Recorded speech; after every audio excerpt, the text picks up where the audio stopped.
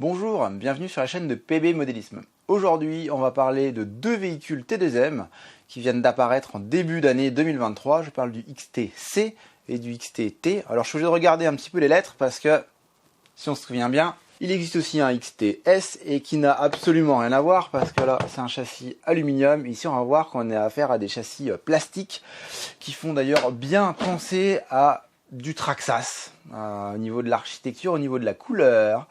Voilà, petit châssis gris, ça fait un peu penser à Traxxas. On va regarder ça en détail. Alors ici on commence par le XT-C. Le XT-C, donc c'est la version buggy, ici en motorisation brushless, mais il existe aussi en moteur à charbon, ce qui n'est pas le cas du XT-T. Donc l'ouverture se fait ici grâce à un système de verrou à quart de tour. Il faut être hyper intelligent, hein, vous avez repéré, pour l'ouverture.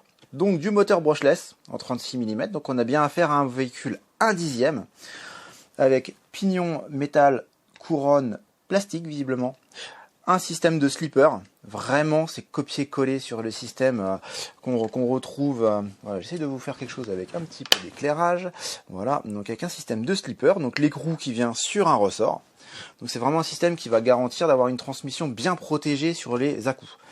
On a une batterie lithium 2S, à la différence du XT-T qui lui est équipé en 3S. Ici on est équipé donc d'origine avec un accu lithium en 2S. Le système de boîtier pour le récepteur et puis la rampe de phare qui est fonctionnelle hein, avec des LED. Donc qu'on voit bien ici. Donc la rampe de phare avec le fil électrique hein, pour l'alimentation de ce petit monde là. La suspension donc tout en aluminium, vraiment hyper sympa.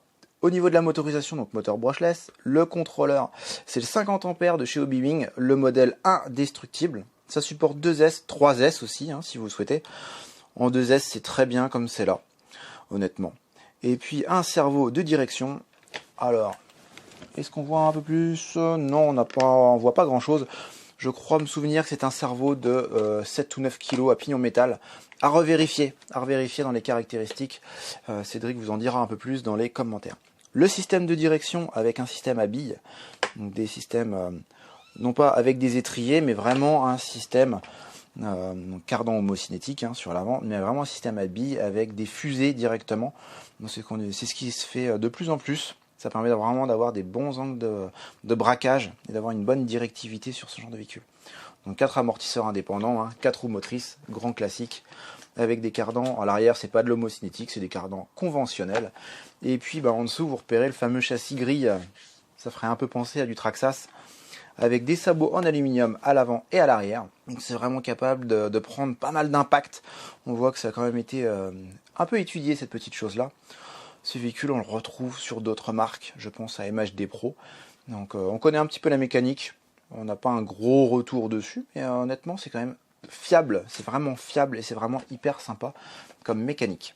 Donc deuxième véhicule dans la série, le XT-T, qui n'est proposé qu'en version brushless pour l'instant. Je sais pas pourquoi, ils n'ont pas décidé de le proposer en version charbon, je cherche. On cherche l'erreur.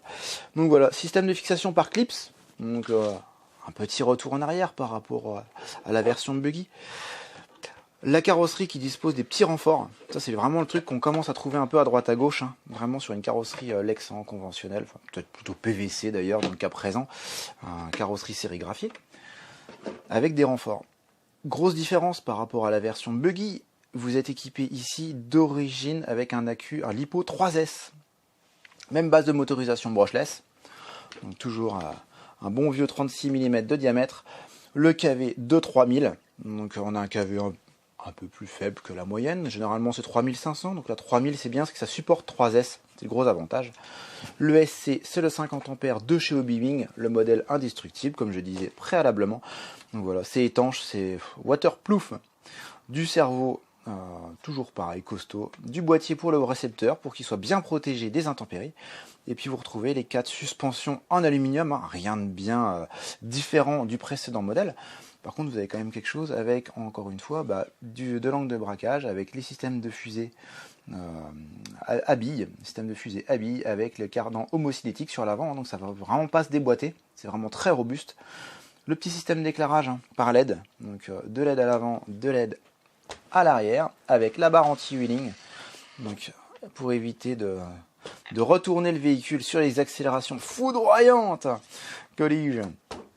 Et puis toujours ce châssis plastique gris, hein, qui fait vraiment penser à Traxxas. Hein. Je me répète un peu en permanence, mais voilà, c'est vraiment un peu l'architecture, l'état d'esprit de la chose. Et puis surtout des sabots avant-arrière en aluminium. Donc autant vous dire que c'est vraiment costaud, avec toujours ce même système de cales pour les...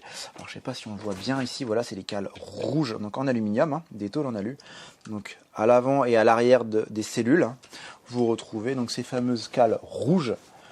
Je sais pas si on voit bien, Cédric. Il va me dire. On les voit bien, impec, vous l'entendez, hein. Il est capable de s'exprimer, le petit.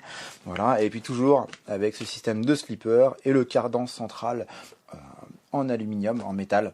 Donc, vraiment hyper sympa et homogène comme système, homogène. Et puis encore une fois, du système un peu réglable.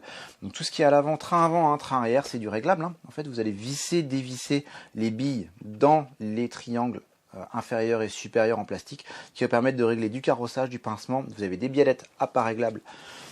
On va mieux le voir ainsi, je pense. Allez, voilà, à mon avis comme ça. Ici, vous avez des biellettes à pas inverse, donc qui vont permettre de régler de l'ouverture, du carrossage, et de la même façon sur le train arrière, où vous allez pouvoir régler du carrossage. Le pincement, je pense que c'est pas possible. Il faudrait vraiment modifier les cales, mais vous devez avoir 2-3 degrés. Un classique parmi les classiques qui va permettre d'obtenir un châssis stable et sain. Alors si cette vidéo vous a plu, n'hésitez pas à mettre un petit pouce bleu, ça fait plaisir à toute l'équipe et plus particulièrement à Cédric qui est derrière la caméra. Abonnez-vous à la chaîne et puis activez la petite clochette des notifications, ça permettra de découvrir toujours les dernières vidéos, notre dernière production. Voilà, on produit. Et puis si vous avez des questions, des suggestions, mettez ça en commentaire, on y répond en moins de 3 mois, c'est une devise chez nous. Allez, au revoir. Moi je pense pour la vidéo, tu vois, tu fais comme ça. Bonjour, ça c'est la voiture rouge, c'est la plus rapide. Ah, fait des wheelings, hein. Ouh, c'est bien. Tu vois, tu fais pareil. Oh, puis celle-là, c'est la orange, hein. Elle est bien la orange. Hein. Oh, elle est bien la orange. Oh, puis elle est petite. Vous avez bien vu, allez, c'est bon. Vous avez bien vu, c'est bien, c'est orange, hein. C'est beau, il y a des petites lumières.